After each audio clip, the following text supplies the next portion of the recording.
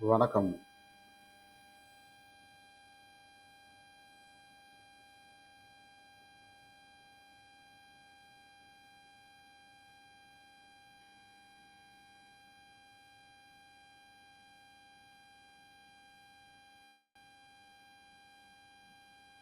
வணக்கம், வணக்கம் அருந்தமிழ் உறவுகளே! எப்படி இருக்கீங்க? நேற்றைக்கு நடந்த செயற்குழு கூட்டம் வந்து ஒரு முடிவும் எடுக்கப்படாத ஒரு செயற்குழு கூட்டமாகவே முடிந்திருக்கிறது அப்படிங்கிறத நம்ம பார்த்தோம்.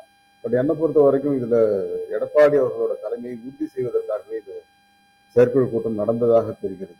அதுதான் முக்கியமான விஷயமே தவிர, வேற எதுவும் பெருசா அவங்க பண்ணல அப்படின்னு தான் தோணுது.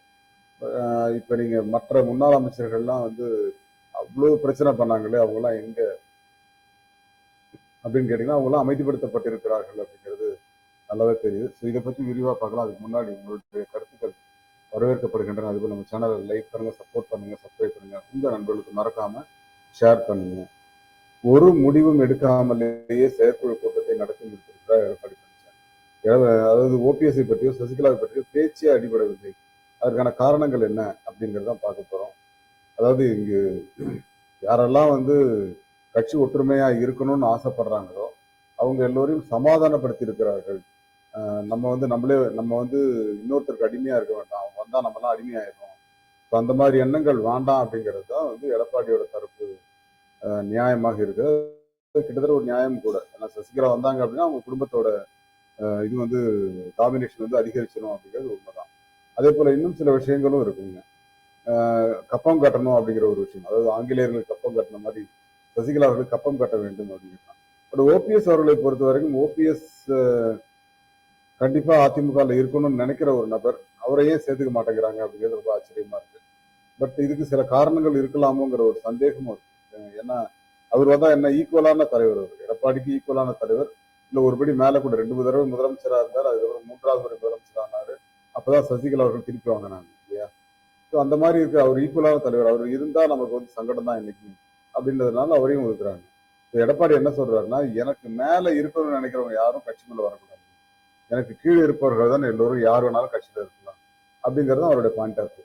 ஸோ அதைத்தான் வந்து இங்க நியாயப்படுத்தி இந்த செயற்குழுவில் அதை நிரூபித்து காட்டியிருக்கிறார்கள். ஒருவேளை செயற்குழுவில் பொதுக்குழு கூட்டத்தை பற்றி எதுவும் சொல்லப்படவில்லை. அடுத்த பொதுக்குழு கூட்டம் அப்படிங்கிறது வந்து எப்படியும் வர பிப்ரவரி மார்ச்ல நடக்கலாம். ஸோ அப்ப நடக்கும்போது செயற்குழுவும் பொதுக்குழுவும் சேர்த்து நடக்கும். அந்த மாதிரி நடக்கும்போது அந்த பொதுக்குழுவில் சில முடிவுகள் எடுப்பார்கள். அந்த பொதுக்குழுல எடுக்கிற முடிவு வந்து இனிமேல் வந்து ஓபிஎஸ் சசிகலாவோ இந்த இதுல சேர்க்க மாட்டோம் அப்படிங்கிற ஒரு எண்ணம் வரத்தான் செய்யும். இன்னொரு முக்கியமான விஷயம் என்ன அப்படின்னா, வேலுமணி, தங்கமணி, ஏபி அன்பழகன், செங்கோட்டையன் இவங்கெல்லாம் வந்து எப்படி சமாதானம் ஆனாங்க அப்படிங்கிற ஒரு விஷயமும் இருக்கு. எப்படி சமாதானம் ஆனார்கள் அப்படின்னா, ஒரு குறிப்பிட்ட விஷயத்தை அவரு கன்வின்ஸ் பண்ணியிருக்காரு எடப்பாடி.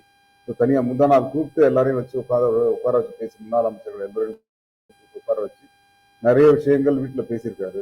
அப்படி பேசும்போது அவர் சொன்ன வார்த்தை, நம்ம யாருக்கும் இனிமேல் அடிமையாக இருக்க வேண்டாம். நான் வந்து உங்களை எங்கேயா அடிமையா வச்சிருந்தேன். கடந்த 4 வருஷமா எப்படி இருந்தீங்க நீங்க? அந்த மாதிரி இருப்போம். அதுதான் நமக்கு கரெக்ட். அவங்களை சேர்க்கறதுனால நமக்கு ஒன்றும் பெரிய பயன் இருக்காது. சரியான கூட்டணி அமையும் பட்சத்தில் நமக்கு நல்ல ஒரு ஓட் பர்சன்டேஜ் கிடைக்கும். கவலைப்படாதீங்க.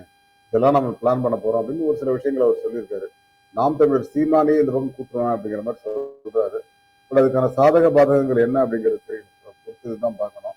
என்னை பொறுத்த வரைக்கும் சீமான் வந்து அதிமுக கூட்டணிக்கு வரமாட்டார் அப்படிங்கிறதுதான் நிதர்சனமான உண்மை. அப்படி ஒரு விஷயம் நடந்துச்சு அப்படின்னா அது மிகப்பெரிய அளவுல ஒரு மாற்றமாக இருக்கும், அரசியல் மாற்றமாக இருக்கும். இப்போ நாம் தமிழரோட ஓட் பர்சன்டேஜும் குறையும். அதிமுக கூட்டணி போறாரு அப்படின்னா அப்ப எதுக்கு இந்த கட்சி நம்ம அதிமுக இருக்கலாம்ங்கிற ஒரு எண்ணம் மக்களுக்கு வரும்.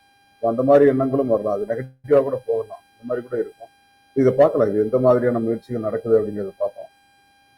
எனக்கு வந்து எடப்பாடி